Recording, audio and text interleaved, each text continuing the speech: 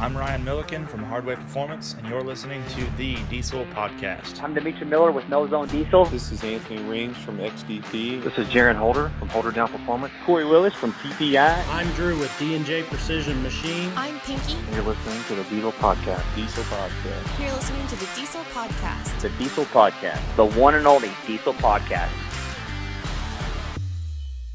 What is going on, Diesel Nation? We've got a special project for you guys this weekend. We're going to chat with as many of the DPC competitors as we can about their trucks, turbo, fuel systems, transmissions, their experience racing, sled pulling, dynoing, basically everything about the trucks. So we're going to be blowing you up. But before we get to it, we want to thank our sponsors. They allow us to bring these guests and the content to you guys. Make sure and check out ATS, BD Diesel, PPEI, and Dan's Diesel Performance if you're looking to do anything to your Cummins, Duramax, or Powerstroke. Travis, I'm excited to talk to you. You got one of my favorite trucks ever, which is the 060759 right before they went to the new ones, and you got a really nasty truck. I want to talk to you about it. Sounds good. Tell us a little bit about it. When you got the truck, what your plans were when you got it, if you always saw it, going into DPC, or if it was something you just wanted to have a little bit of fun with. Yeah, I mean, it's been, had the truck for going on 6 years now.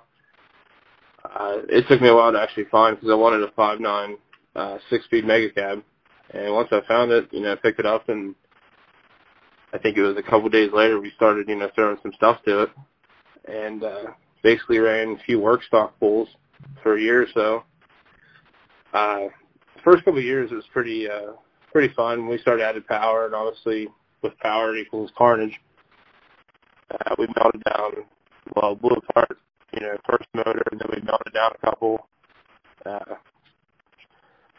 Grenaded the tranny, handful of turbos. Definitely a process to get it to where it's at now. But we finally got the bugs worked out, and pretty much built it for a, Central PA 2.5 competition. Nice. So with the motor, when it blew apart, what current format is it in now? I'm sure billet rods and head worked over and that kind of stuff. Yeah, we actually, the second motor we ended up melting down, we decided to build it in shop. Me and my business partner and a buddy of ours, Justin Spingola, or Josh Spingola, and Justin's the one that actually painted the truck last year. But we ended up building it in-house, nothing too crazy, balanced bottom end. We wanted to go mainly for that because of the high RPMs for sled pulling. Honest to God, really nothing too crazy. Once you had, you say that the rotating assembly and everything ready to go for sled pulling, what'd you do for fueling? I wanted to keep it a single CP3. We're running 250 horse injectors, a BD 12-mil stroker pump, and we got a fast 260 on it. That's pretty much what we got for fuel. Those stroker pumps can move a good amount of fuel. Oh yeah. Yeah, we don't have any problems in the fueling side. Now on the turbo, have you stuck with pretty much the same size and type turbo as what you bring into DPC? Yeah, we were pretty happy with the way the 2.5 turbo, was running. We were making decent power with it. It was light, quick, and we didn't want to obviously go off the beaten course from, we didn't want to change everything to come out and have, issues. We knew the truck ran good, so. Just keep the consistency there. Yep. It's always good not to mess with a good setup. Yeah, I've had, companies offer, multiple companies actually offer to swap an auto into it, and then compound setups and stuff like that. And I think without here, my personal preference would be a single. I think it'll light, fine with the manual tranny, and I think we should be all right. That's the part I really wanted to ask you about, because you're running a G-56 with a lot of power. How are you keeping that thing alive? Maintenance.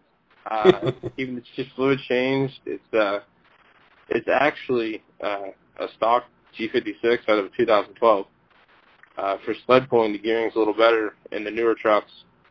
And like I said, I donated one about 3 years ago on a dyno. And Hans Diesel ended up getting me a G-56 out of a 12, and we've been running it ever since.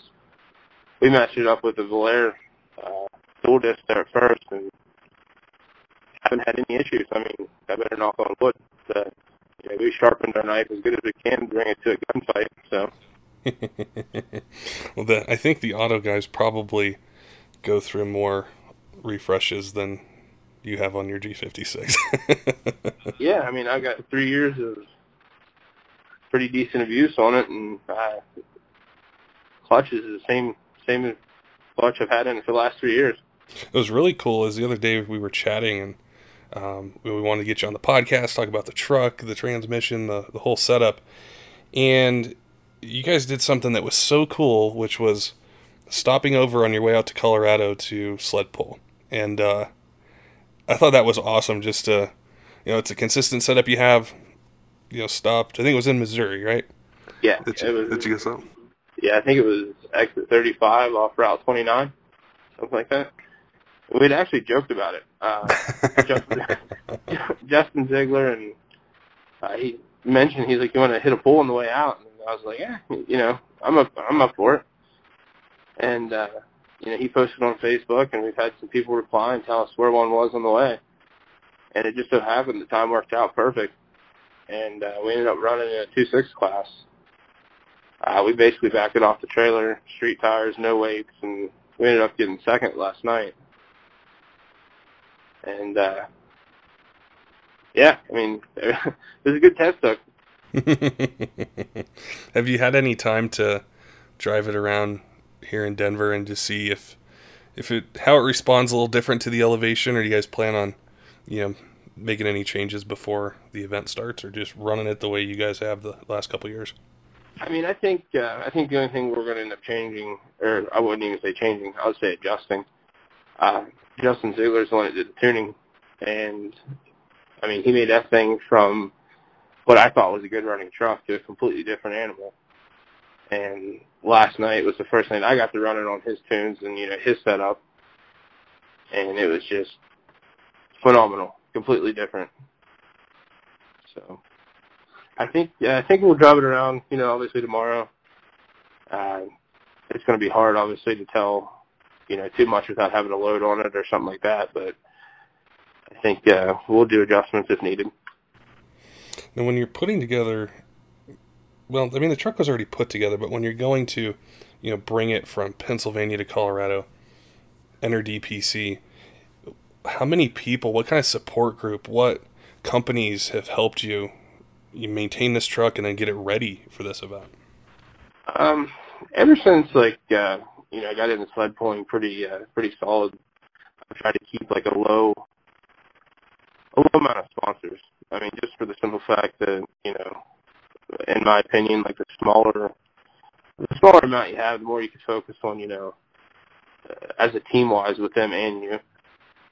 And, I mean, sponsor-wise, I got Ziegler Diesel Performance, BD, Slosh Fab, Nate's Transfer Case, Diesel Doctor, Top Gun, Diesel, Hans Diesel, Impact Inc., Mild to Wild, which is my company.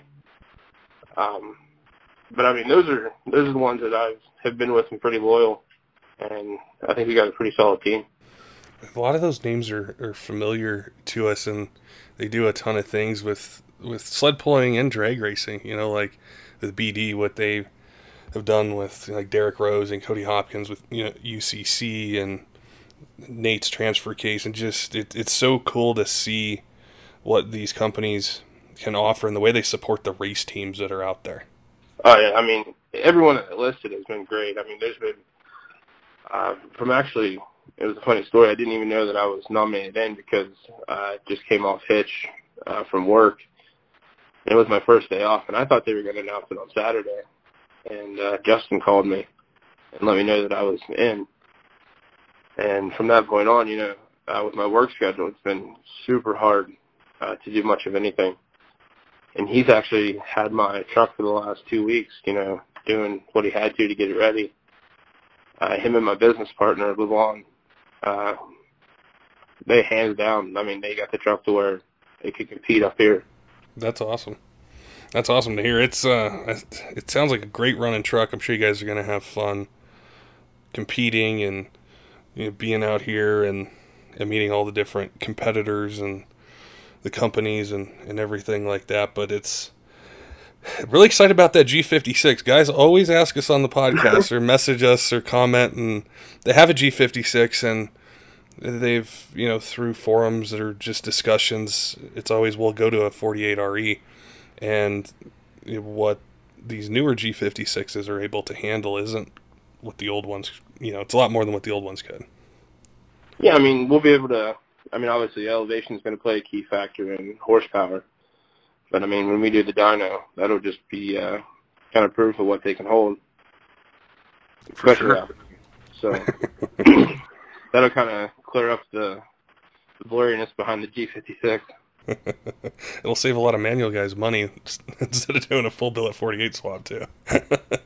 Yeah, that's definitely been an option, but, I'm pretty keen on the 6-speed. Well, that's awesome, Travis. Man, I appreciate your time this evening. I know you guys had a long drive out here, and you got a lot to do before Monday. But yeah, big fans of the truck and the platform. Like I said, it's my holy grail, and we'll be keeping our eye out. Absolutely, definitely should be a good time. Don't forget, diesel fans, make sure and check out ATS, BD, PPEI, and Dan's Diesel Performance if you're wanting to upgrade your truck for towing, racing, sled pulling. Just make a little bit more power. Just check them out on social media on their websites. Until next time, keep the shiny side up.